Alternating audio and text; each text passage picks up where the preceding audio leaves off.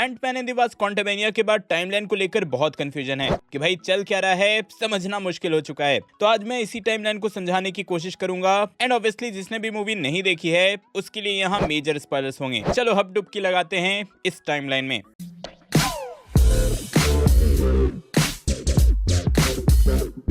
Timeline पर आने से पहले बात कर लेते हैं क्वांटम रेल्म की। लोग यहाँ कंफ्यूज हो रहे हैं कि क्वांटम रेल्म में टाइम कैसे काम करता है। कुछ लोग बोल रहे हैं कि भाई एंटमैन के 5 घंटे अर्थ के 5 साल कैसे हो गए, वहीं जैनेट के क्वांटम रेल्म के 30 साल अर्थ के भी 30 साल हुए थे। तो ऐसा कैसे, कहीं ये प्लॉट होल तो नहीं? तो देखो इस बात को पहले बहुत ही अच्छे से Ant Man and the Wasp, Avengers Endgame and even Quantumania में भी समझा दिया गया है। क्वांटम रेल्म एक ऐसी जगह है, एक ऐसा डायमेंशन है जहां टाइम और स्पेस डिफरेंटली काम करता है डिफरेंट लोकेशन पे। मतलब मान लो कि आप क्वांटम रेल्म के ए लोकेशन पे हो तो यहाँ के 5 घंटे अर्थ के 5 साल हो सकते हैं, वहीं अगर बी लोकेशन पे हो तो यहाँ का टाइम बिल्कुल अर्थ के जैसा हो सकता है। और मान लो कि अगर सी लोकेशन पे हो तो यहाँ ऐसा भी हो सकता है कि टाइम बिल्कुल ऑपोजिट डायरेक्शन में फ्लो कर रहा हो। ये डिपेंड करता है कि आप क्वांटम रेल्म के किस एंट्री पॉइंट से घुसते हो, किस लोकेशन पे रुकते हो और किस एंट्री पॉइंट से एग्जिट लेते हो। इसी बात को एंड गेम में भी बहुत ही अच्छे से समझाया गया था एंड इसी कॉन्सेप्ट का यूज करके वहां टाइम ट्रेवल भी हुआ था। देखो इन शॉर्ट इतना समझ लो कि क्वांटम रेल्म के डिफरेंट लोकेशन पे टाइम डिफरेंट वे में काम करता है। अब देखो जब आपका क्वांटम रेल्म का कॉन्सेप्ट क्लियर हो गया है तो मेरे लिए मूवी का टाइमलाइन समझाना इजी हो जाएगा। मूवी में टाइमलाइन को लेकर लोग दो चीजों से कंफ्यूज हैं। एक तो ये कि जब ये दिखाया गया कि जैनेट जब क्वांटम रेल्म में 30 साल के लिए फंसी थी तभी उसी टाइम उसको कैंग का वेरिएंट मिला था। तो इसका मतलब है कि जब अर्थ पे अवेंजर्स 1 के इवेंट हुए भी नहीं थे, अवेंजर्स का फॉर्मेशन भी नहीं हुआ था, तब से ही कैंग का एक वेरिएंट क्वांटम रेल्म में था। दूसरा ये कि पोस्ट क्रेडिट में जब ये रिवील हुआ कि कैंग के दूसरे वेरिएंट्स ने ही उसको एग्जाइल करके क्वांटम रेल्म में भेजा था, तब इसका मतलब ये है कि भाई दूसरे वेरिएंट्स भी तो लगभग 15-20 साल से एग्जिस्ट करते ही हैं। लेकिन वहीं अगर लोकी सीरीज की बात आती है, उस पे ध्यान जाता है तो ही हू रिमेन्स ने क्लियरली बोला था कि सालों पहले उसने सारे वेरिएंट्स को हराकर एक सैक्रेड टाइमलाइन बनाई थी और टीवीए का फॉर्मेशन किया था, जिससे कि एक कैंग का वेरिएंट कभी दूसरे कैंग से मिल ही नहीं सकता और मल्टीवर्सल वॉर नहीं हो सकता। तो भाई ये दूसरे वेरिएंट्स इतने सालों पहले एक दूसरे कैंग को एग्जाइल कैसे किए और वो यहाँ एग्जिस्ट ही कैसे करते हैं? और इन सब के ऊपर से अवेंजर्स के फॉर्मेशन से पहले से, अवेंजर्स की टीम के बनने से पहले एक कैंग का वेरिएंट जैनेट से कैसे मिल गया? मुझे पता है कि ये सब सुन के तुम थोड़ा ओवरवेल्म टाइप का फील कर रहे होगे, लेकिन टेंशन नहीं लो, अभी सिंपल वे में सब कुछ समझाने की कोशिश करता हूँ। देखो हम लोग को यहाँ कंफ्यूजन इसलिए होता है क्योंकि हम लोग एमसीयू के टाइमलाइन को एक स्ट्रेट लाइन से समझने की कोशिश कर रहे हैं। मतलब पहले एक मूवी की स्टोरी हुई, फिर दूसरे मूवी की स्टोरी हुई एंड सो ऑन। लेकिन एंड गेम के टाइम से ही जैसे ही लोकी वहां से भाग गया और टीवीए में कैप्चर हुआ, वहीं से एक पैरेलल स्टोरी चलने लगी। एक ऐसी स्टोरी जो कि किसी टाइमलाइन में एग्जिस्ट नहीं करती, मतलब आउटसाइड टाइम एग्जिस्ट करती है। इन शॉर्ट बोलो तो लोकी की सीरीज की जो स्टोरी थी उसमें कोई टाइम है ही नहीं, मतलब टाइम का फ्लो है ही नहीं। ये एक टाइमलेस स्टोरी है। लोकी, ही हू रिमेन्स, ये पूरा टीवीए एक ऐसे लोकेशन पे है जहाँ टाइम का फ्लो नहीं होता और वो लोग जब चाहें जैसे चाहें किसी भी टाइम में पहुंच सकते हैं। तो देखो अभी तक के एक्चुअल इवेंट्स हुए कैसे होंगे एक फ्लो में मैं समझाता हूँ। चलो ही हू रिमेन्स की तरह स्टार्ट करता हूँ। पहले होगा कैंग का एक वेरिएंट जो कि किसी एक पर्टिकुलर यूनिवर्स में रहता होगा। उसको मल्टीवर्स के बारे में पता चला होगा कि मल्टीपल यूनिवर्स हैं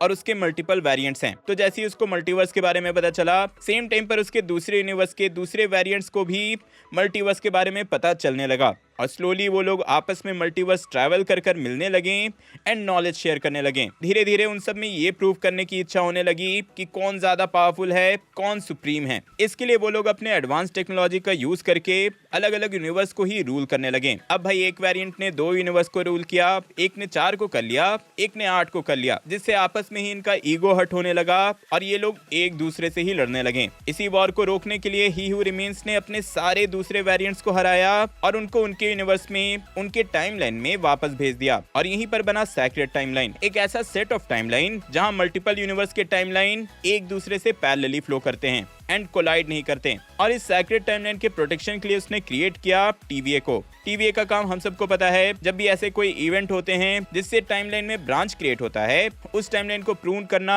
या मिटाना टीवीए का काम है, जिससे कि एक यूनिवर्स का टाइमलाइन दूसरे यूनिवर्स से कोलाइड नहीं होता और कैंग का एक वेरिएंट दूसरे यूनिवर्स में नहीं जा सकता। इसके बाद क्या हुआ हम सब ने देखा है, सिल्वी ने ही हू रिमेन्स को मार दिया और जो सैक्रेड टाइमलाइन था वो आपस में फिर से कोलाइड होने लगा, एक तरह से टकराने लगा, क्रॉसओवर्स होने लगे। मतलब कैंग के वेरिएंट्स जिनका मोटिव ही टाइमलाइन पे रूल करना है वो अब मल्टीवर्स में फ्रीली ट्रैवल कर सकते थे। इसके बाद की स्टोरी क्वांटमेनिया में दिखाई गई, जहां इन सारे कैंग्स ने मिलकर क्रिएशन किया होगा काउंसिल ऑफ कैंग्स का, जहां इन्होंने डिसाइड किया कि भाई भले ही हम एक दूसरे से झगड़ा करते हैं, हेट करते हैं, लेकिन पिछली बार की तरह आपस में लड़कर मल्टीवर्स में रूल नहीं करेंगे, बल्कि एक साथ मिलकर ऐसा करेंगे। और जैसा मैंने बोला कि इसी ग्रुप का नाम है काउंसिल ऑफ कैंग्स। लेकिन इनमें से ऐसा हुआ होगा कि एक ने धोखा दिया और वो अपनी जर्नी में निकल गया, टाइमलाइंस को डिस्ट्रॉय करने लगा, यूनिवर्स पे रूल करने लगा, जिसके बाद काउंसिल ऑफ कैंग्स ने डिसाइड किया कि इसको एग्जाइल किया जाए और अपने से अलग किया जाए। और वो एग्जाइल होने के बाद कहां पहुंचा? क्वांटम रेल्म में। और इसके बाद की स्टोरी हम सबने मूवी में देखी ही। देखो बस इतना समझना है कि इतना सब कुछ जो भी हुआ है वो बस ही हू रिमेन्स के मरने के बाद ही हुआ है, उसके पहले ऐसा होना पॉसिबल ही नहीं था। और आप सबको लग रहा होगा कि इतना जल्दी इतना सब कुछ कैसे हो सकता है? तो भाई कैंग का जो कैरेक्टर है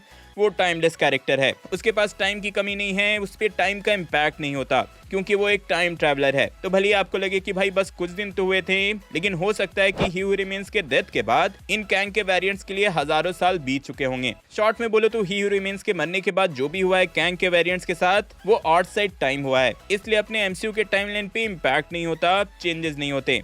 लेकिन ये वेरिएंट्स कभी भी किसी भी टाइम में पहुंच सकते हैं, किसी भी टाइमलाइन के साथ छेड़छाड़ कर सकते हैं। इसी वजह से वो जैनेट से सालों पहले मिला, और जैनेट से सालों पहले मिलने की बात को ऐसे भी सोचो तो यार वो क्वांटम रेल्म में गिरा था, जहां अनएक्सपेक्टेड वे में टाइम फ्लो करता है। तो 30 साल पहले उन दोनों का मिलना उतनी बड़ी बात है नहीं, जब एंड गेम में क्वांटम रेल्म से ही ये लोग टाइम ट्रैवल कर सकते हैं। इसी पॉइंट को समझाने के लिए मूवी में हैंक की एंट्स को भी दिखाया गया था, जो कि हैंक के साथ सेम टाइम में क्वांटम रेल्म में घुस गई थी, लेकिन घुसते घुसते इन्होंने हजारों साल का टाइम ट्रैवल करके एक एडवांस सिविलाइजेशन बना लिया। इन कंक्लूजन बोलो तो Ant Man in the Wasp Quantumania में क्वांटम रेल्म के अंदर जो भी हुआ उससे मेन टाइमलाइन में कोई भी फर्क नहीं पड़ेगा। इवन हो सकता है कि क्वांटम रेल्म में इतने सारे कांड होने के बाद भी मेन टाइमलाइन पे 1 मिनट भी बीता ना हो। लेकिन हाँ, मेन टाइमलाइन की अगर स्टोरी की बात करोगे, किसकी स्टोरी किस मूवी के बाद की है, तो जैसे रिपोर्ट्स आए हैं, जैसे हिंट्स मिले हैं, तो इसकी story as expected Wakanda Forever की बात की है और थॉर लव एंड थंडर के पैरेलली है। होप सो कि अब सब कुछ क्लियर हो गया होगा, लेकिन फिर भी कंफ्यूज्ड हो तो कमेंट सेक्शन में क्वेश्चन पूछ लेना, ट्राई करूंगा रिप्लाई करने का। एंड मैं नहीं कर पाया तो फॉर श्योर